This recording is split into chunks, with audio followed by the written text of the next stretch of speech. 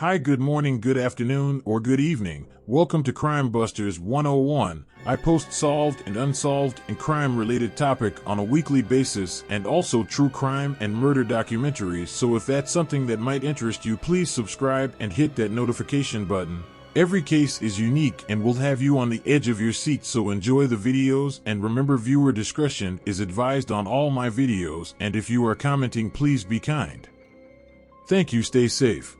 This is the case on how they caught the Golden State Killer. The following contains discussion of graphic murder and rape. Viewer discretion is advised. At first, a single investigator worked the case full-time. Now, several people are involved. The pressure to catch this man has been mounting. White male, 6 feet tall, weighing 185 pounds. Tying up husbands or male companions. She was bound. He raped her. When it happened in 1980, it was a murder in a small town. It was a sensational, god-awful murder in a small town. Lyman Smith was a 43-year-old attorney about to be appointed as state judge by California Governor Jerry Brown. His wife, Charlene Smith, was a 33-year-old interior decorator. They were found in their bedroom, bound and bludgeoned to death with a log from the fireplace. Charlene had also been raped. There was a lot of reason why you would think that someone they knew did this, and it had a lot of feeling and emotion behind it. Lyman Smith's daughter, Jennifer Carroll, had just graduated from high school. I didn't necessarily believe I would be next on his list, but I did have a fear that there could still be somebody out there, and that I knew that he watched and that he wasn't past catching up with prior victims. That was part of his MO, was to call people from the past or to be basically a terrorist.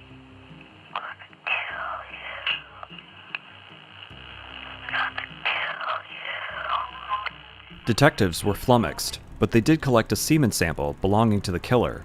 In 1980, the technology necessary to match the DNA sample left at the crime scene with the killer didn't exist.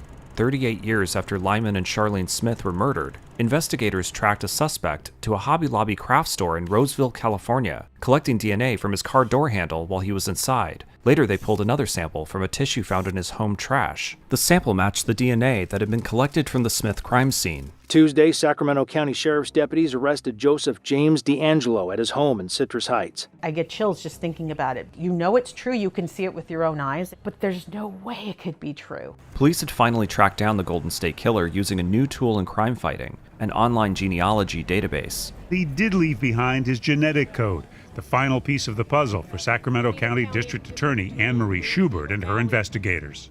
I believe very strongly that it's the greatest tool ever given to law enforcement. The Golden State Killer's capture became a sensation in magazines, newspapers, books, podcasts, television shows, and an HBO series. But the methods used to catch DeAngelo also meant digging through the lives of a significant portion of his family tree. It's revealing the information of everyone else related to them, close or distantly, presenting profound implications for our constitutional rights of privacy. We have to revisit the legal doctrines that apply. The kind of data sifted through to find the Golden State Killer may be the most personal to ever come along and the most difficult for an individual to control, putting secrets about our family, health, and biological future in the hands of powerful entities. They could start testing for things that we can't even conceive of today. The capture of the Golden State Killer was the culmination of a technological big data movement that has been growing since the turn of the century, without many of the traditional legal safeguards for privacy. The methods used to catch the Golden State Killer made it significantly easier to find suspects in horrendous cases, but it may be just as easy for the government to track innocent citizens via their DNA.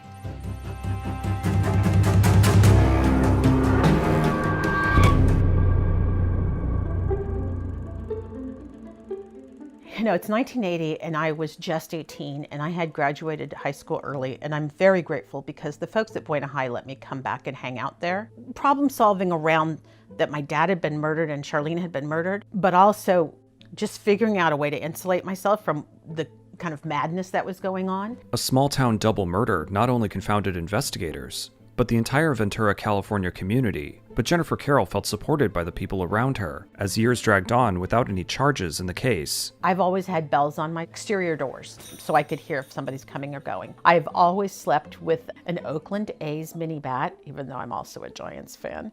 But I had an Oakland A's mini bat, and then I've always kept a bottle of perfume by my bed. I would be willing to fight to the death to protect my home and myself. before I would just give up and acquiesce. As leads in the Smith case went cold, a new tool in crime fighting was beginning to turn the criminal justice system upside down. DNA evidence is now used with such frequency that genetic fingerprinting has become routine. In the late 1980s, before the advent of genealogical databases in crime fighting, DNA samples from crime scenes had to be large in quantity to be tested, meaning big pools of blood or large quantities of semen or saliva. Back then, samples were manually analyzed and required a lot of analysis, the way someone might look at an out-of-focus photograph and try to interpret what they see. This new scientific tool was enough to upend the criminal justice system, allowing investigators to catch perpetrators and exonerate the innocent. In 1994, the federal government created a database called the Combined DNA Index System, or CODIS. Before the system could launch, the FBI had to come up with standards for what level of detail to store in the database. Erin Murphy is a former public defender and the author of Inside the Cell, The Dark Side of Forensic DNA. There's this need to develop a DNA profile that is discriminating enough among people to identify them, but not so discriminating that it invades their privacy or costs too much to do. Law enforcement decided on a portion of the genome, just 13 places at the time. They each have 2 pieces of information, one from mom, one from dad, so that means you'll have essentially 26 discrete pieces of information. Part of the benefit of that method is that it doesn't really tell you very much about someone's health or their physical characteristics or anything like that. Regions that are non-coding don't signify anything. That's where you get this idea of junk. It's just junk DNA. That stays and is still the mainstay of DNA testing. As the turn of the century came, police thought DNA matches would be the future of solving the most heinous crimes.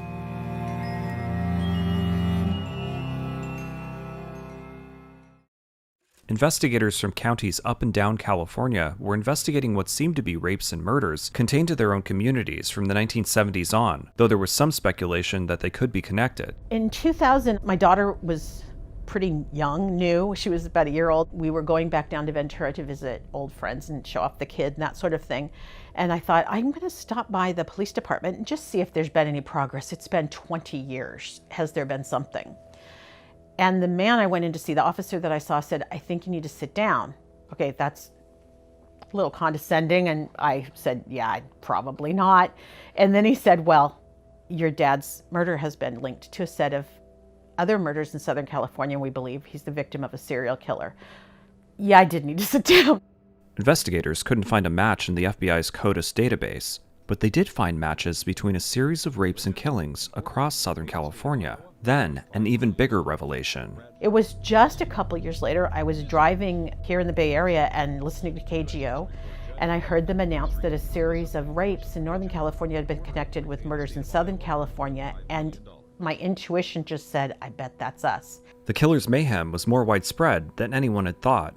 Oh, hell yes, DNA connected all of them. And that, for me, was everything. To me, I almost felt like we had caught him without knowing who it was, but I knew when we got the person whose DNA matched, we were done. Police believe the same individual was responsible for at least 10 murders and 44 rapes up and down the state, and the total number grew from there. The revelation of a serial killer seemed like it was just a matter of time before police would find the suspect in a law enforcement database.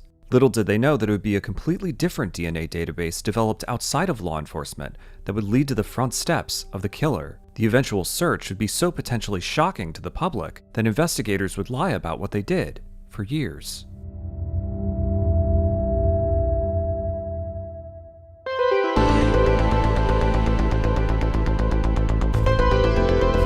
Human Genome Project has no lesser goal than to map every bit of information contained in the human genetic blueprint.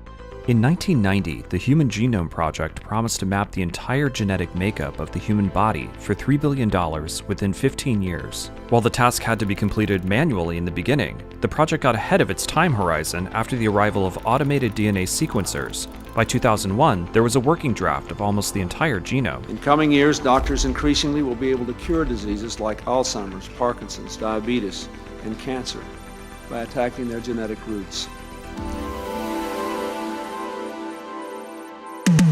The genetic basis for most diseases turned out to be far more complicated than scientists had assumed, but the technology did create a brand new market for consumer genetic testing. Ancestry.com announced that it was teaming up with a genetics lab to offer you a handy-dandy home DNA test kit. There was an opportunity to gather information about people, which they could monetize. I analogize it to Facebook or Instagram or Twitter. Bicca Barlow studied genetics and developmental biology before becoming an attorney specializing in DNA cases. You are being provided the service, and in exchange, you give them all of your genetic data. Advances in technology now make DNA testing affordable for anyone. Some call it genealogy to the extreme. It's DNA testing. New startups promise to let customers understand their familial roots in ways they never had before. I used a sperm donor to have my daughter. So DNA is a big part of our life. Don't know much about him other than what he shared as part of the sperm bank information. And I thought it would be really helpful to understand what markers might come up if we use 23andMe. I think there's real value in people being able to learn about themselves and being able to manage their health and manage procreation by having DNA information that can help them make informed choices. A lot of people have found that they're carriers for things like cystic fibrosis, and they had no idea. Okay, so you call this? Well, this is a spit party. A spit party. A spit party. In the Spit Lounge, guests provided a sample of their DNA for decoding. The spit collectors work for a website called 23andMe. It's like looking in the mirror for the first time. If you'd never looked in the mirror before, you would want to look.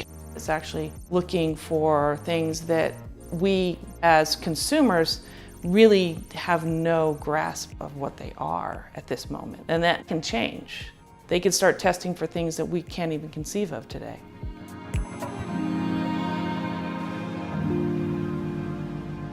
While the FBI's DNA database tested for a teeny tiny portion of the genome, these companies were testing for much more. It's a huge amount of genetic information. It's also a different kind of genetic information. It's not this junk, useless stuff. It's the key to all of these questions people want to answer through genomics. Companies like Ancestry, et cetera, use a method that's known as SNPs, single nucleotide polymorphism. And when they're looking at these SNPs, they're not looking at 13 places, 20 places. They're not looking at 1,000 of these SNPs. They're looking at hundreds of thousands, millions. Companies encouraged customers to compare their results online. The genealogy industry experienced a renaissance with conferences, community-run Facebook groups, podcasts, and YouTube how-tos. By 2018, 23andMe had collected the DNA of 10 million users. Ancestry.com had 15 million. Smaller companies like MyHeritage DNA and Family Tree DNA also collected profiles. Many users downloaded their raw genetic data and uploaded it to an open-source website called GEDmatch. By 2013, investigators across California had started calling their suspect the Golden State Killer, but DNA collected from the crime scenes didn't produce a match when checked against law enforcement databases. When genealogy companies started gaining traction, investigators took notice. Perhaps the Golden State Killer, or more likely a family member, had willingly handed over the DNA code of their family tree. Detectives began to dig with the help of genealogist Barbara Ray Venter. GEDmatch.com seemed like a particularly useful resource because anyone could upload analyzed or genotyped DNA data to check for comparisons. What happened next would be retold to newspapers, TV programs, podcasts, an HBO documentary, and victims' rights groups. Law enforcement says they were able to link this DNA using an open source genealogy website called GEDmatch. GEDmatch. It turns out that story wasn't true.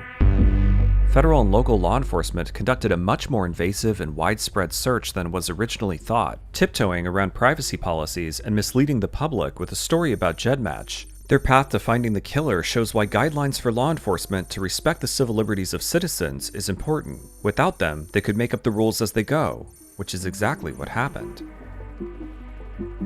We've had the Golden State Killer's DNA up in CODIS since 2001, no hits. We've done familial searches here in California every single year in which it's been legal, no hit. We've done international searches. We did everything without success. Paul Holes was the longtime investigator of the Golden State Killer case. He was the one who saw opportunity in the blossoming world of online genealogy databases. The old form or the classic form of forensic testing is like taking a picture of someone's house, and the new form is moving in, is just living there, is squatting forever. Genetic genealogy isn't just revealing the information of the person who shared their genome.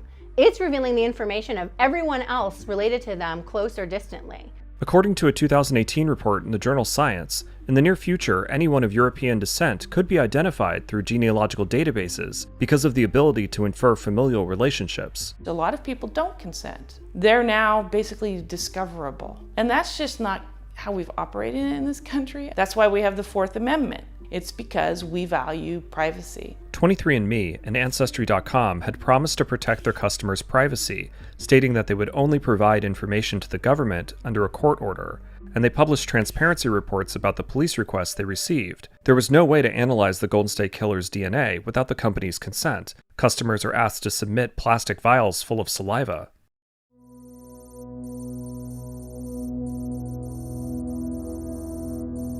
In February 2018, Barbara Ray Venter, the genealogist assisting the FBI, uploaded the killer's genetic data to an online DNA database, and that search gave her the names of a series of second cousins, filling out the family tree she was constructing and ultimately leading police to the killer. All the people who are in the Golden State Killer's family tree outside of that immediate family, they have no idea that was them. They were the one. It's their family tree that is now sitting on a hard drive somewhere in a computer in California, or their personal financial history records, etc., birth records, death records, marriage records that are sitting in a folder labeled GSK investigation. Venter was able to narrow down the suspect to 6 people.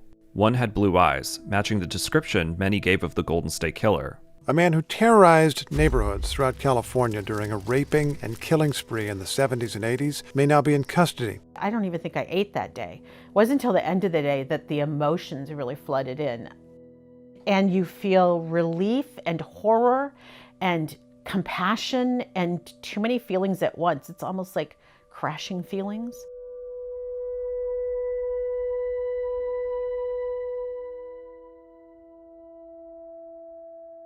According to the Los Angeles Times, it was MyHeritage, a privately owned DNA database Ray Venter used, that provided the hit that would find the killer. Unlike Ancestry or 23andMe, MyHeritage allowed customers to upload genetic data generated by third parties for analysis on its site, so Venter was able to upload DeAngelo's data, which had been genotyped by police, and pretend it was her own. GEDmatch, a genealogy site being credited as the missing key. But investigators had claimed that Ray Venter had tracked down DeAngelo using GEDmatch, an open-source genealogy database, so why did they lie? The FBI told Sacramento investigators to keep the involvement of MyHeritage a secret, saying they needed to protect the names of confidential sources. Holz told the Los Angeles Times, "We were entirely confident that it would pass legal muster, but we understood that there could be a fallout in terms of public perception." The search of MyHeritage existed in a legal gray area. While the privacy policy assured users that their information would only be released if required by law, it also didn't account for a covert genealogical law enforcement search. The company didn't even know the search had happened until late 2020. Law enforcement's willingness to mislead the public afterward points to an uncertainty that the public will ever know all the details about these types of searches. According to the Times report, many different databases were used up until the MyHeritage hit, including YSearch, GEDmatch, and the private site Family Tree DNA, which willingly ignored their privacy policy so police could search their database without a warrant. Searching through multiple databases on their way to finding Joseph DeAngelo meant investigators may have come into contact with the lives of possibly thousands of innocent people, considering the mapping of family trees over a long period of time across multiple DNA databases. You're going through the lives of thousands of people to find your guy. Rifling through the lives of thousands of innocent people, people you know are not the perpetrator of the crime, is a pretty serious thing to encourage law enforcement to do. The methods used to catch DeAngelo invert the traditional approach to search and seizure as sanctioned by the Constitution. The idea is not that police are supposed to indiscriminately kind of rummage through the lives of citizens looking for crime. They're supposed to have probable cause, targeted suspicion to believe somebody is involved in criminal activity, and then from that suspicion, perhaps develop reason for arrest or prosecution. The FBI and local investigators have always maintained that what they were doing was within legal bounds. The arrest of the Golden State Killer led to an explosion in the use of genealogical databases as a crime-fighting tool. But the practice may violate the privacy of many individuals found along the way to finding a suspect. The arrest of the Golden State Killer was a triumph of justice, but it also emboldened investigators, and could easily be abused in the years to come. I've thought a lot about DNA because, of course, it was responsible for his arrest, and I had banked on it for years, decades, knowing that that's how we would catch the bad guy. At the same time, I feel like I straddle this ethical chasm because DNA is probably the only thing that if I choose to share, it is not just my privacy that I am giving up.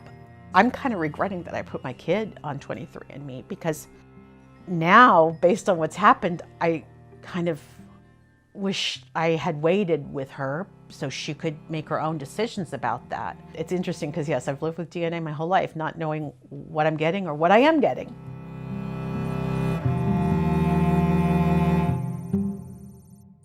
Civil liberties advocates worry about the uncertain future of using DNA databases combined with sensitive DNA testing, changing the traditional ways investigations are brought about.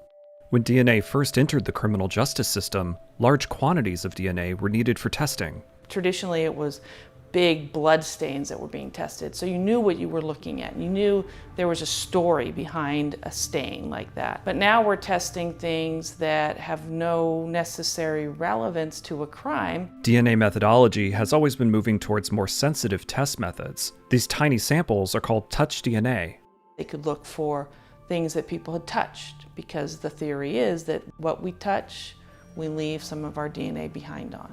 Humans shed DNA wherever they go, and at varying rates as well, meaning a killer's DNA may end up on the murder weapon, or they may never leave a trace. Conversely, an innocent person might have marginally come in contact with a murder weapon and shed a lot of DNA on it. You can get cells that belong to people who may not have ever even come in contact with that item. They might have come in contact with another person who came into contact with that item, or they might have walked by and sneezed near that item, but they never actually physically touched the item. Crime scene samples can often be mixtures of multiple people's DNA, making it hard to decipher. So the result of that is that there can be sort of so much information in the sample because it's so many different people's DNA that you can start to kind of see what you want to see. Similarly, a sample may be of such low quality and quantity that it may not be a full profile.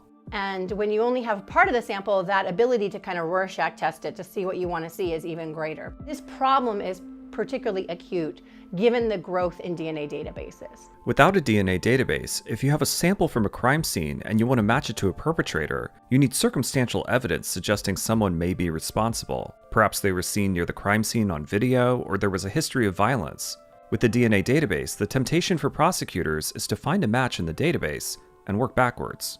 If you have 17 million people's DNA and you're doing this kind of Rorschach testing, you sort of have this huge pool of people to suspect, and often there will be no other evidence, or often the other evidence will be kind of accumulated later, and although it might support the finding of guilt, like, oh, they live in the same state, or, oh, you know, they have a prior record of some kind. Really what you're doing is you're saying this partial profile matches, and that's what I'm kind of building the scaffold of the case on, and these other coincidental factors just help support my finding. And so databases make that ambiguous quality of some of these samples much more potentially pernicious because they allow police to take those incomplete samples and sort of find perpetrators who seem to match but may in fact not be the actual perpetrator of the crime.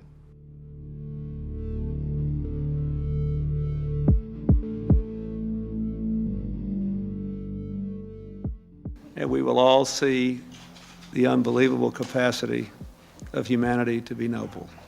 This is a great day. Thank you very much. As the Human Genome Project was coming to a close, scientists worried about the possibilities of being able to quickly sequence genes. Today, in the wake of the Golden State Killer's capture, genealogical databases have also forced us to confront the possibilities of allowing the government to know so much about citizens' biological makeup without any guidelines. But the dark turn of DNA collection and databasing has already begun. While DNA can catch serial killers, it can also be used against citizens in horrific ways. While US law enforcement was trying to catch the Golden State Killer, Chinese law enforcement began to collect the DNA of its population to crack down on future crimes. The act is a lesson in what's possible in a world where the government has few restrictions on how they can use DNA databases, as well as the larger role biotech companies have begun to play in law enforcement all over the world. In China, a group of minority Muslims called Uyghurs were targeted by police in the DNA dragnet. In the 1990s, after the Soviet Union fell, Uyghurs outside of China saw liberation in places like Uzbekistan and Kazakhstan, but Uyghurs in China's Xinjiang province did not. As Uyghurs in China began to protest, Beijing began to see them as a threat to statehood and met the resistance with violent retaliation. In recent years, the Uyghurs have been the victims of discrimination, and any protest has been swiftly crushed. Over the next 25 years, Chinese police took a proactive approach to controlling Uyghurs using technology. Uyghurs saw their lives become a living surveillance state full of cameras tracking their every move, police checkpoints and key cards that controlled where they could travel, software that monitored messages on their phones, and a grading system that determined how often they would receive visits from the police at home. Beijing also put Uyghurs in work and re-education camps and blamed the entire population for the acts of extremist terrorists. Today, it's not uncommon for Uyghurs to disappear without a word to family members. Some Uyghurs are never heard from again. Now with DNA, Chinese law enforcement has begun sorting Uyghurs and other minorities by their ethnicity under the guise of preventing future crimes. The information could help authorities dramatically tighten their control over Uyghurs' lives, excluding them from public education and healthcare, forcing them to live in ghettos, or sending them to internment camps based on their genetic makeup. In a world where DNA technology is rapidly revealing information about health, genealogical makeup, as well as information that leads to the capture of notorious criminals like the Golden State Killer, it's also giving us a world where authoritarian regimes can even more effectively succumb to horrific impulses. When you see it in terms of this constant surveillance thing that's around your head, then it's very powerful, because it tells you, we know everything you're doing, we know who you are, we kind of know what you're thinking. I type something on the internet, I have to worry who's reading this. I'm calling someone, I have to worry who's listening. All these issues, even if they're not real, even if it's not happening, you can feel how that makes this machine that controls people. Yves Monroe is a professor who studies human clinical genomics at the University of Leuven in Belgium. So we think that it's all law enforcement wanting more and more toys. In fact, when you look deeper, you see something much more complicated. After a terrorist attack in 2014, Chinese law enforcement began to use preemptive efforts in Xinjiang, an autonomous territory in northwest China populated by Uyghurs. What seemed to have happened is that in 2014, the Chinese government panicked, and then they went full force against the entire population to contain a potential terrorist threat that was really quite minor. Obviously, there was some separatist ideas. There was a bit of Muslim radicalism, not more so than what we, for example, see in some parts of Europe. But they panicked and they said, we have to change this. According to the NGO Human Rights Watch, Xinjiang authorities collected fingerprints, iris scans, blood types, and DNA samples from all residents between the ages of 12 and 65. Biological samples, blood in particular, was collected in a way that was actually suitable for DNA profiling. The DNA profile seems to be on the lower end of places on the genome. However, these samples, they remain available. So as technology progresses, nothing prevents 5 years from now to rerunning all these biological samples, potentially with new technology. Chinese police bought equipment and had technology tailored for them by a US company named Thermo Fisher Scientific, one of the world's leading makers of DNA technology for law enforcement all over the world, including the United States. The Huaxa Platinum system tailored for Chinese police could effectively identify Chinese ethnic groups. Scientists from Thermo Fisher Scientific and the People's Public Security University of China, which works under Chinese law enforcement, talked about how successful the technology was in a 2016 scientific reports paper published by the Nature Research Journal, noting it was effective at investigating if a DNA sample belonged to someone of Han, Tibetan, or Uyghur descent. Every citizen knows, oh, my DNA is there. People are very concerned about defining ethnicity, so putting you in bins, saying you belong to this family, we don't like that family, this is now possible, telling you you're a real Uyghur, you're halfway, or you're not. This DNA database can do that. In 2019, Thermo Fisher Scientific said it would stop selling DNA sequencers in Xinjiang after pressure built up over years from human rights groups and politicians. But the company's work with Chinese law enforcement extended beyond Xinjiang. A June 2020 report from the Australian Strategic Policy Institute detailed that since 2017, the company, along with dozens of Chinese companies, also helped China's Ministry of Public Security expand its DNA dragnet across China. Authorities collected saliva and blood samples from men and boys, who are thought to be most likely to commit the majority of crimes. And they're deploying this database across the entire country. So now they are just a couple years away from having a DNA database that would cover the entire male population of China. Chinese police have said citizens hand over their DNA voluntarily, but human rights groups have scoffed at the suggestion. Thermo Fisher Scientific did not respond to our interview request, but the Australian report estimates that the Chinese government has access to somewhere between 100 million and 140 million profiles, making it the largest DNA database in the world. It may seem like a fantasy for any country to entertain the idea of a universal DNA database of people on the scale of what's happening in China. But in a world where even just a portion of the population is available to law enforcement through the invasive testing done by genealogy companies, police could simply infer familial relationships, sending the United States barreling towards a future where everyone may be identifiable by the government, adding a pair of surveillance eyes to law enforcement's arsenal that go far beyond data collection of what you think, do, or say. It's a future where the government could expand their power to control human behavior, targeting people over perceived bad genes, going after genetically linked families deemed to be unfavorable by an administration, exposing secrets about health and family lineage. When privacy stops being a social norm, authoritarian power slowly creeps in.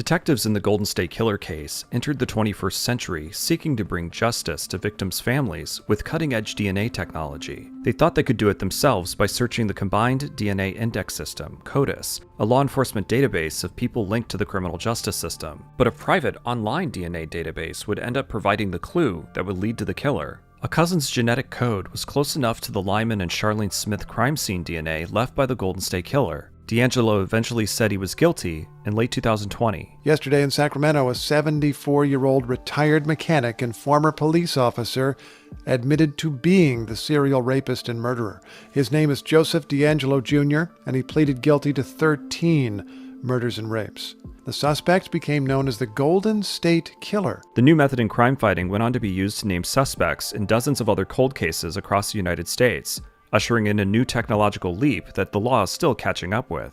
There's been through our history moments in time where technology develops that just changes the way the world works so fundamentally that we have to revisit the legal doctrines that apply. And I think we're in one of those inflection points as regards technology. Year after year, scientists discover new details about DNA, sometimes in the most surprising ways. It's still an evolving technology that we don't really know what it holds, but we do have some indicia of what's there, and I think we have to say, is total genetic transparency by law enforcement really something we should tolerate in our society, even at the expense of not catching all crime or even stopping some of the most serious crime? Lawmakers could restrict the scope of searches so they aren't as intrusive. Some of the standards required for a sample's inclusion in the FBI's Combined DNA Index System may be a helpful path for the lack of genetic genealogy rules the U.S. has for law enforcement. So the rules and restrictions that govern the quality and type of samples that are allowed to be uploaded into the national database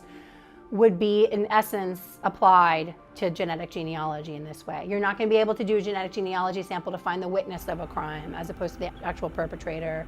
You can't do it in a laboratory that isn't qualified and validated to do the kind of testing they're claiming they do. They should be limited to the most serious kinds of cases, and they should only be allowed to be engaged by qualified and trained personnel, and they should be limited to crime scene samples that were first tested and checked against the National Forensic Database. Basic common sense restrictions on how it's done.